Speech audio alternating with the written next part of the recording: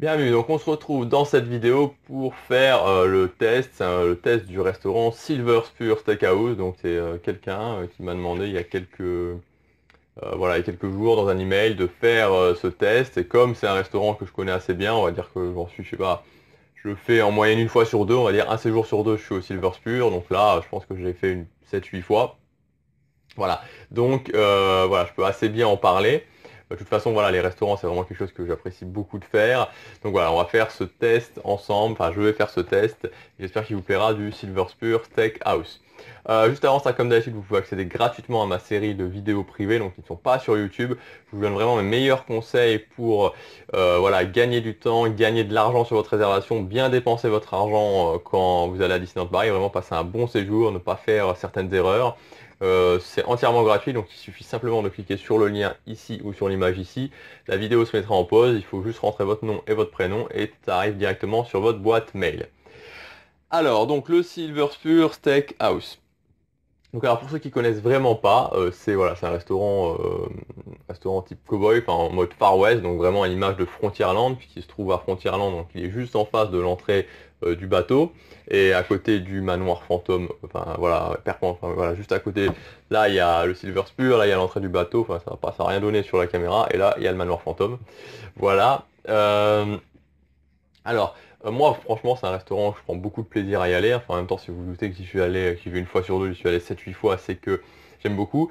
On va commencer par peut-être le désavantage de ce restaurant, c'est qu'il est un peu bruyant. Voilà, c'est un restaurant qui est un petit peu bruyant, donc c'est pas tout le temps, parce que souvent la salle est pas complète, mais c'est vrai que la salle est quand même grande. Donc les fois où vous allez vous retrouver au milieu de la salle et que la salle est remplie, bah, ça va être un peu bruyant. Maintenant, ce qu'il faut savoir, c'est qu'il y a une grande salle au milieu. Donc voilà, il y a vraiment une grande salle au milieu. Et il y a 1, 2, 3, 4, 5, 6 sur voilà, donc 6 petits coins surélevés où en général on va essayer de vous mettre en priorité. Mais c'est vrai que si vous êtes au milieu de la salle, au milieu de la très grande salle, c'est un petit peu plus bruyant. Euh, donc c'est un service à table. Un des avantages majeurs de ce restaurant, c'est qu'il y a vraiment un excellent rapport qualité-prix. Alors j'ai noté les prix, hein, parce que sinon je ne m'en serais pas souvenu. Voilà, donc le premier menu, c'est pour entrée, plat, dessert, 29,90 € il me semble, ou 99, enfin bon bref, 30 euros, hein, parce que ça m'énerve un petit peu à chaque fois de dire c'est 29,90 ou 99, parce qu'au final c'est 30 euros. Donc 30 euros pour les adultes, vous avez entrée, plat, dessert, et vous avez le menu pour les enfants qui est à 16,50 €. Donc c'est important aussi de noter que pour les enfants, le menu, voilà, et c'est pas comme par exemple le boulagon, où si vous avez des enfants un petit peu difficiles pour manger, ça sera compliqué de les faire manger. Là, dans le menu enfant, vraiment, il passe bien, il n'y aura pas de souci. Moi, quand je suis allé avec mes nièces, elles étaient assez difficiles d'ailleurs pour manger. Il n'y avait pas de problème, c'est vraiment bien passé. Donc le rapport qualité-prix est très bon. C'est un restaurant qui sert majoritairement de la viande. Donc vous allez retrouver des entrecôtes, enfin, une sorte de, on va dire, de buffalo grill, par exemple, une sorte de buffalo grill à Disneyland, une sorte de grill tout court. Donc vous avez majoritairement de la viande. Effectivement, il y a des plats, enfin, il y a un plat végétarien, je crois que c'était les tagliatelles à l'époque. Il y a aussi des plats de poisson, il y avait du saumon aussi, mais clairement, voilà, si vous n'aimez pas la viande, c'est pas le meilleur restaurant dans lequel aller. Si vous êtes végétarien, c'est pas du tout le meilleur restaurant dans lequel aller. C'est une cuisine assez brute. Il se rapproche assez, donc maintenant il a fermé, enfin, je l'ai toujours vu fermer depuis, du restaurant qu'il y avait, du restaurant service à table à l'époque du Sequoia.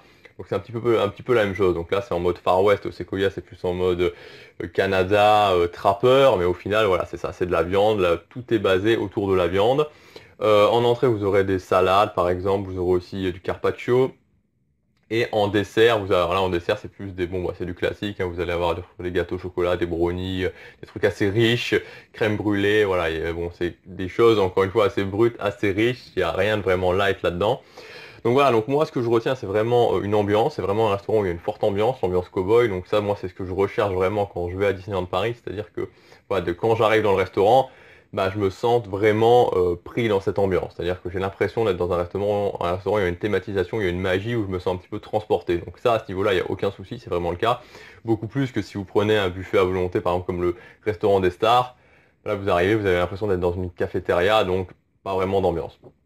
Donc l'ambiance est très forte, le rapport qualité-prix est bon, puisque vous avez un menu à 30 euros pour les adultes, 16,50 € pour les enfants, et vous avez un deuxième menu pour les adultes à 35 euros, et où là vous avez l'avantage dans le menu à 35 € de pouvoir choisir les desserts et les entrées directement dans la carte. Donc vous prenez ce que vous voulez en entrée, ce que vous voulez en dessert, et vous avez un choix au niveau des plats. Non, c'est juste pour les desserts, pardon, je suis en train de dire une bêtise, c'est juste pour les desserts qui sont à la carte. Les entrées, vous avez un choix, et les plats, vous avez un choix.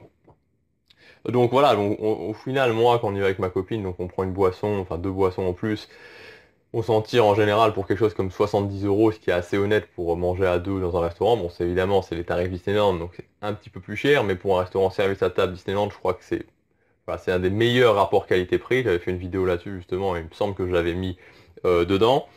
Euh, voilà, donc pensez bien à réserver encore une fois, parce que surtout le soir, il y a souvent du monde.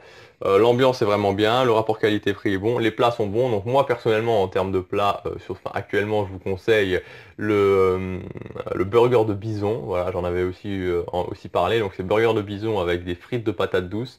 C'est juste, voilà, c'est juste waouh, c'est juste magique. Et c'est un peu cher, par contre, il coûte presque 30 euros ce plat-là. Mais donc moi, quand je l'ai pris la dernière fois, j'ai juste pris ça.